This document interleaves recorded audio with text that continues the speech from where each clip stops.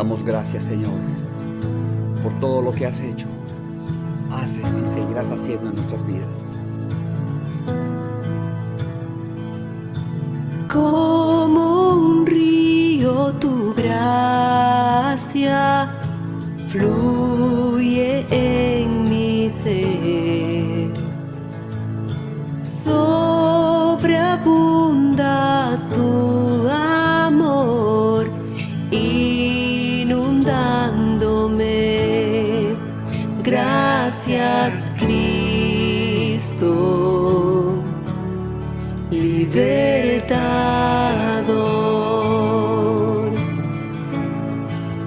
me salvaste, mi redentor.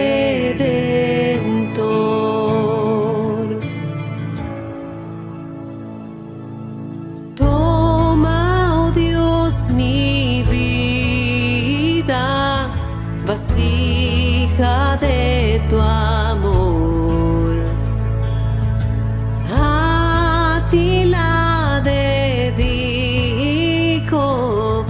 por ver tu reino, Dios. Gracias, Cristo, libertador, me salvaste, mi redentor.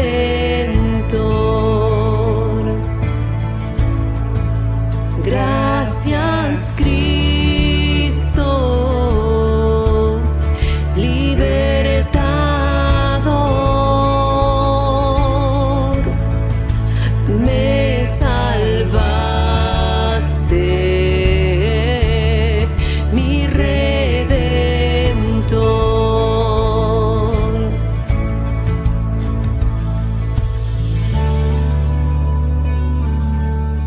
Gracias, Señor, me salvaste.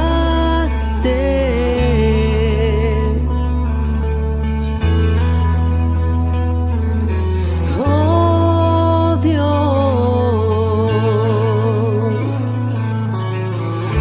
por ti puedo ver, tu vida encontré. Te amo, Dios, te amo, Dios, en mi corazón sellaste tu amor. Te amo, Dios, te amo, Dios, por ti puedo ver, tu vida encontré. Te amo, Dios, en mi corazón sellaste tu amor. Te amo, Dios, te amo, Dios,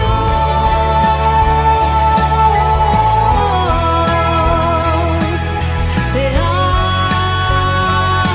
Dios. Oh Dios, te amo, por ti puedo ver, tu vida encontré. Te amo, Dios, en mi corazón sellaste tu amor. Te amo, Dios, por ti puedo ver, tu vida encontré. Te amo, Dios, en mi corazón sellaste tu amor. Te amo, Dios,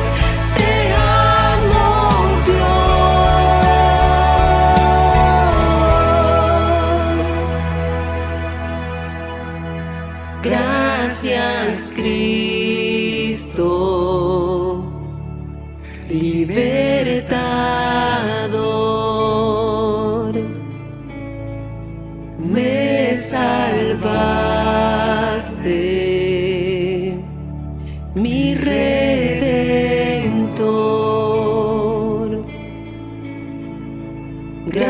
Gracias, Cristo, libertador, me salvaste, mi Redentor.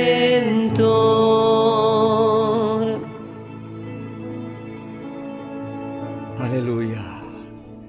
Gracias, Señor. Te ofrecemos, bendito Dios, las primicias de nuestra vida. Recibe la gloria, la honra y todo el honor, Altísimo Señor. Amén.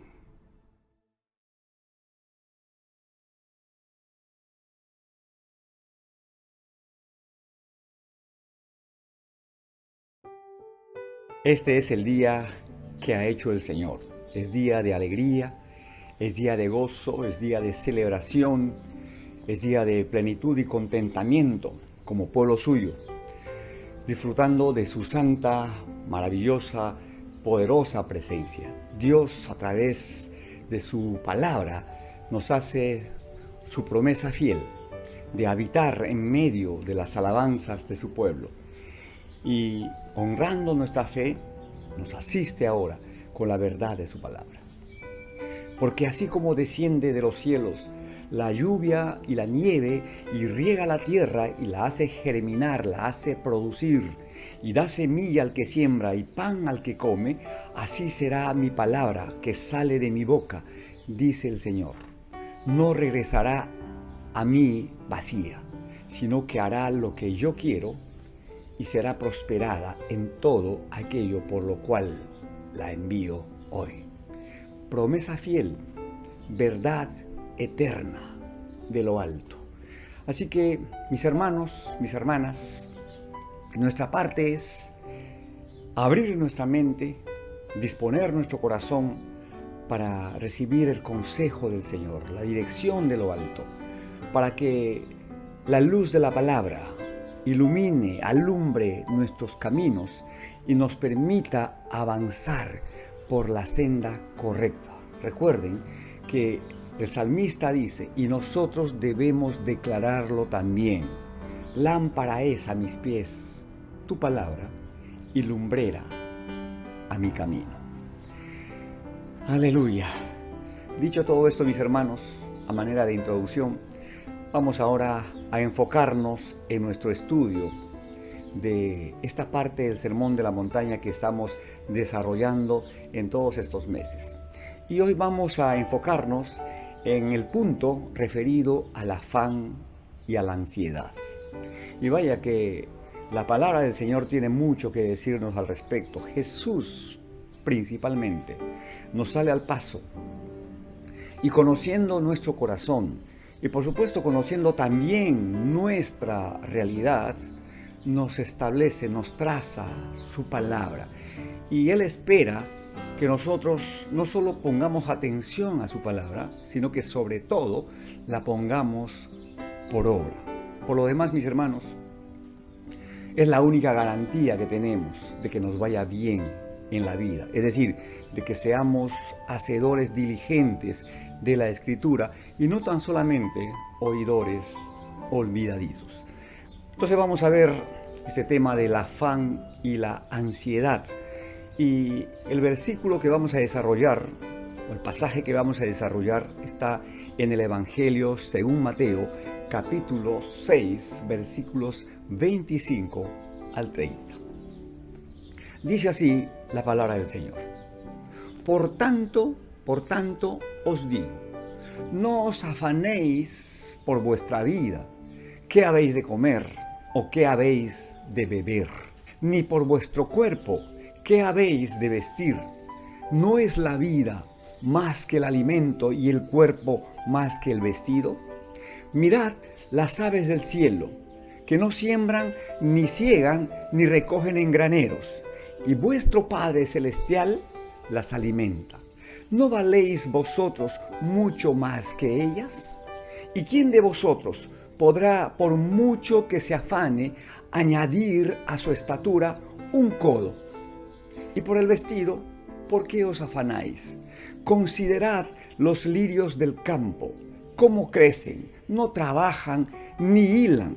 Pero os digo que ni aun Salomón, con toda su gloria, se vistió así como uno de ellos. Y si la hierba del campo, que hoy es y mañana se echa en el horno, Dios la viste así, ¿no hará mucho más a vosotros, hombres de poca fe? A ver, en este pasaje Jesús empieza diciendo, por tanto os digo. Y esta expresión, por tanto os digo, es una conexión entre lo que dijo y lo que ahora está diciendo o lo que ahora va a decir, ¿no es verdad? Y entonces hay que recordar qué dijo anteriormente. Por eso debemos leer la Escritura completamente, en todo su contexto. Cuando analicemos un pasaje, leamos los pasajes anteriores y los pasajes posteriores para encontrar la idea central y poder de esta manera desarrollarla convenientemente. Entonces, ¿qué dijo anteriormente? Y esto ya vimos la semana pasada, ¿se acuerdan? El Señor dijo, ninguno puede servir a dos señores, porque o aborrecerá al uno y amará al otro, o estimará al uno y menospreciará al otro. No podéis servir a Dios y a las riquezas. Y entonces a continuación es que Jesús enseña lo que acabamos de leer. Una vez más, como siervos o como siervas del glorioso Señor Jesucristo, hermanos, no tenemos la opción de seguirle, de servirle, de vivir para Él con nuestra lealtad dividida. Porque el Señor demanda de nosotros obediencia, una obediencia radical que implica negarnos a nosotros mismos, tomar nuestra cruz cada día, entonces y solo entonces ir en pos de Él. Y razones para justificar el no atender al llamamiento de Dios vamos a encontrar muchísimas en la vida. Y todas buenas, todas válidas seguramente. Pero en nuestra escala de valores, hermanos, cuando ponemos a Dios en el primer lugar, todo lo demás tiene que alinearse a esa valoración, ¿ya? A esa prioridad. Dios, que conoce nuestro corazón y que conoce cuáles son las motivaciones que nos asisten al hacer todo lo que hacemos, seguramente nos va a dar la sabiduría, el entendimiento, el discernimiento y por supuesto la fortaleza para poder superar aquellas cosas que se presentan como un obstáculo, ¿verdad? A la hora de seguirle, porque Dios es un Dios de propósitos, no de despropósitos. Cuando Él nos demanda algo es porque sabe que podemos hacerlo. Más allá de nuestras capacidades y resistencias y posibilidades, seguramente Dios generará sus posibilidades, ¿verdad? Y nos ayudará a pasar la valla, a pasar la prueba. La semana pasada les dejé un pensamiento en relación al señorío de Cristo, pensamiento que debemos interiorizar para luego desarrollar y aplicar en nuestra experiencia de fe, en nuestra vida cotidiana de fe. Este pensamiento es: si Jesús no es Señor de todo, entonces Jesús no es Señor de nada. ¿Ya? Con este pensamiento vamos a abordar el pasaje, la enseñanza de Jesús en ese día. Él dice: por tanto, no os afanéis por vuestra vida, qué habéis de comer o qué habéis de beber, ni por vuestro cuerpo, qué habéis de vestir. Y pregunta el Señor: ¿no es la vida más que el alimento y el cuerpo más que el vestido?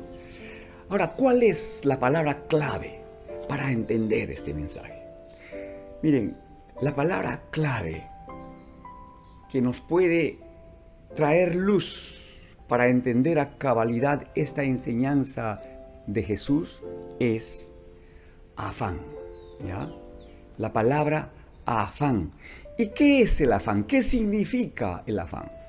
Bueno, literalmente, el afán es la fuerza, ¿ya? Es la fuerza que nos mueve a hacer algo. Repito, es la fuerza que nos mueve a hacer algo. Algunos sinónimos de la palabra afán son anhelo, deseo intenso, aspiración, determinación, ahínco, etc. Y entonces, ¿todo esto es malo? ¿Es malo en realidad? Pero por supuesto que no. Miren, el afán es como el dinero, porque el dinero no es malo en sí mismo. Por lo contrario, según la Escritura, el dinero es buenísimo, es muy necesario, según lo dice Salomón en el libro de Eclesiastés. Pero repito, siempre y cuando tú puedas controlar el dinero, tú puedas administrar correctamente, con sabiduría, el dinero. Porque el dinero es un excelente siervo. Pero si él toma el control de tu vida, es tu ruina. ¿Por qué? Porque es un pésimo amo. Entonces, mis hermanos, es igual con el afán. Esta fuerza que nos impulsa, que nos estimula a hacer algo, es una fuerza buena. Dios nos la ha dado. Entonces, ¿por qué señalamos el afán como algo negativo? Es decir, ¿cuándo el afán es malo? ¿Cuándo esta fuerza se convierte en una fuerza negativa? Pues cuando nos mueve y nos hace ir más allá de las fronteras del hoy para introducirnos en el terreno incierto del mañana. ¿Qué les parece? Si ustedes, mis hermanos, leen con detenimiento el pasaje que estamos estudiando, pues se van a dar cuenta que eso es precisamente lo que Jesús está enseñando, o acerca de eso es que Jesús está desarrollando su enseñanza, que tiene que ver con el afán. Analicemos este pasaje. Dice: mirad las aves del cielo, que no siembran, ni ciegan, ni recogen en graneros, y vuestro Padre Celestial las alimenta. ¿No valéis vosotros mucho más que ellas? ¿Y quién de vosotros podrá, por mucho que se afane, añadir a su estatura un codo?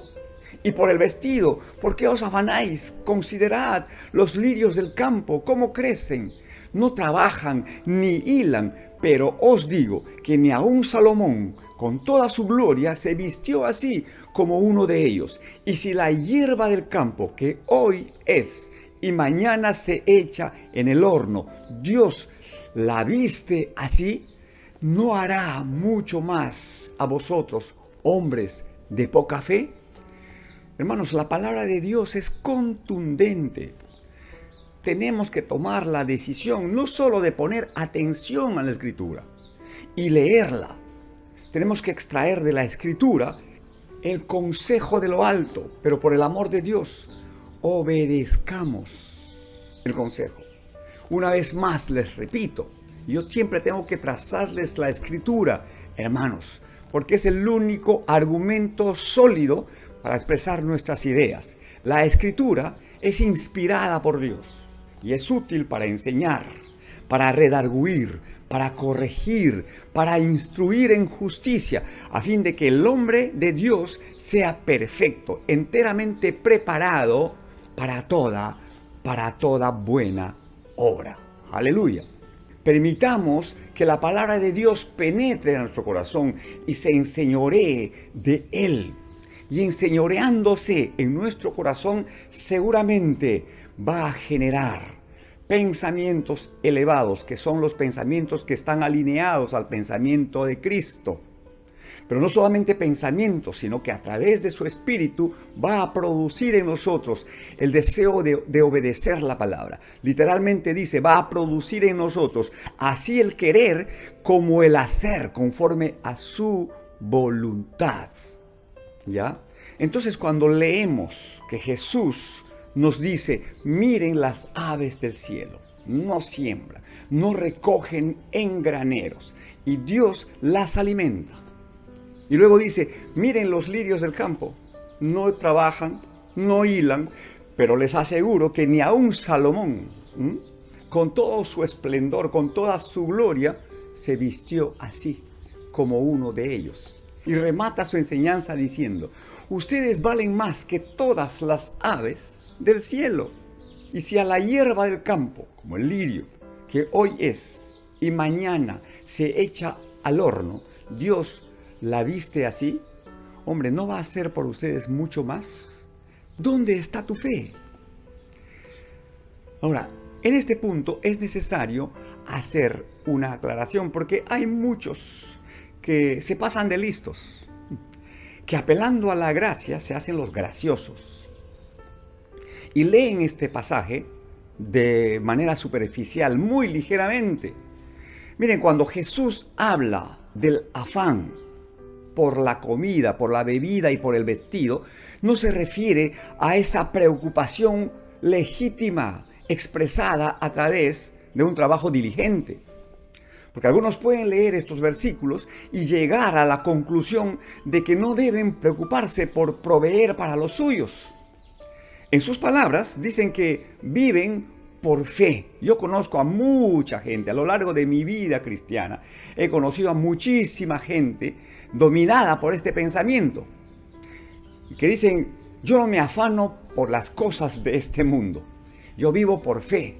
Si Dios dice que alimenta a las aves del cielo y que viste a las hierbas del campo, entonces tengo la seguridad y tengo la fe, entre comillas, suficiente para creer que Él se puede ocupar también de mis necesidades. Total, Él es Dios y Él me ama. Cuidado, mi hermano. Es fácil concluir de esta manera, pero más allá de esta conclusión simple, ¿verdad? Hay toda una experiencia de vida integral, de consagración al Señor. Una fe que se pone en evidencia mediante tus acciones, tus obras, etc. Eso nos puede llevar a otra reflexión, ya a desarrollar otro tema. Pero te lo señalo como una advertencia. Si eres de los que piensan así, ten cuidado. Ve despacio. En todo caso, lo que te voy a decir pueden sonar a malas noticias para ti, pero es la palabra del Señor.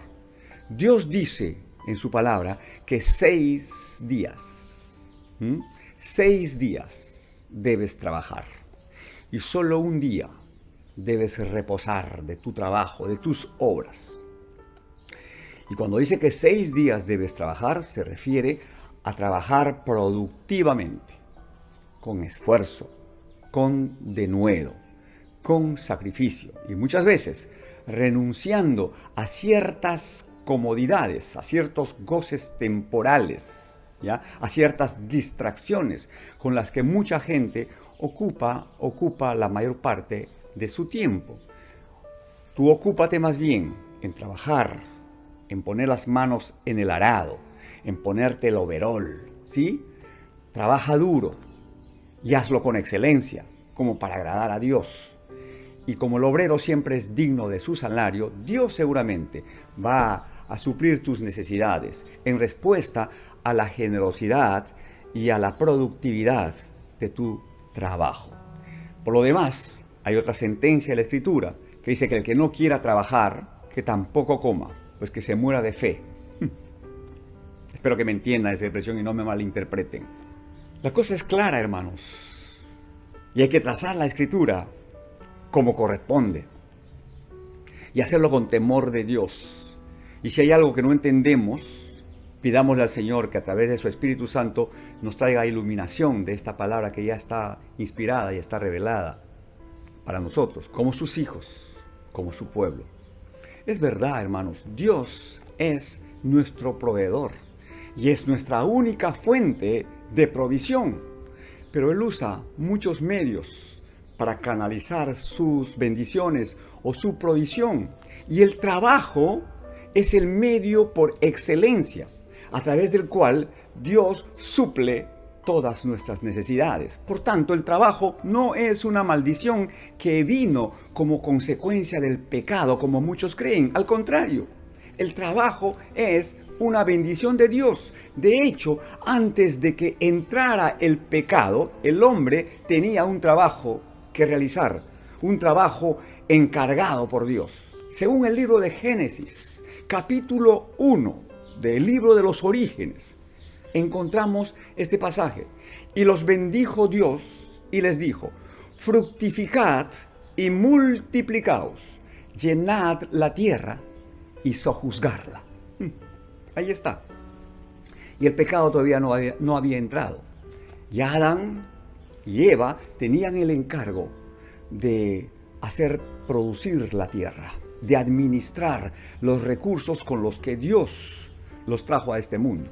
Y ellos tenían que trabajar duro, tenían que multiplicar la tierra, tenían que someterla, sojuzgarla.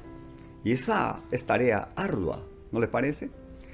Entonces, mis hermanos, afanarse por el día de mañana no es lo mismo que ser diligentes con el trabajo que nos corresponde hacer hoy. Y en línea con esta enseñanza, escuchemos lo que nos dice el apóstol Pablo en su primera carta a Timoteo, capítulo 5, versículo 8. El apóstol, inspirado por el Espíritu de Dios, escribió y nos exhorta diciendo: el que no provee para los suyos y mayormente para los de su casa, ha negado la fe y es peor que un incrédulo. Ahí está. El que tenga oídos para oír, pues que oiga. Y vamos a complementar nuestra enseñanza con lo que dice el apóstol Pablo en su carta a los Filipenses, capítulo 4, versículos 6 al 7. El apóstol empieza esta exhortación o esta reflexión, esta enseñanza diciendo: por nada estéis afanosos, si no sean conocidas vuestras peticiones delante de Dios, con toda oración y súplica, con acción de gracias. Y la paz de Dios, que sobrepasa todo entendimiento, guardará vuestros corazones y vuestros pensamientos en Cristo Jesús. A ver, el apóstol dice: por nada. Habría que subrayar y resaltar y aumentar esta expresión. Por nada estéis afanosos. Y aquí la palabra afán tiene otra connotación. Y esta sí es la que debemos considerar a la hora de manejar nuestras actividades. En esta porción de la Escritura, el afán significa o produce ansiedad, angustia, preocupación desmedida. ¿Y cuál debe ser la actitud del creyente frente a la ansiedad y frente a las preocupaciones? ¿Y qué resultados debe esperar de parte del Señor por asumir esta actitud? El Señor espera de nosotros, hermanos, que podamos controlar la ansiedad. Él sabe que podemos hacerlo. Por eso es que nos dice: por nada estén afanosos. Entonces, tenemos que aprender a controlar estas fuerzas, llevar nuestros pensamientos cautivos a la obediencia de Jesucristo, y debemos aprender a decirle no a la ansiedad.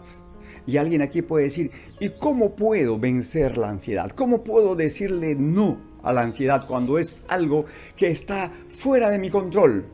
Es cierto, a veces no podemos controlar las emociones ansiosas que surgen de manera espontánea ante las circunstancias adversas. Sin embargo, podemos controlar nuestra respuesta o nuestra reacción a dichas emociones. En otras palabras, tal vez no podamos controlar el afán en sí, pero sí podemos controlar nuestra manera de responder al afán.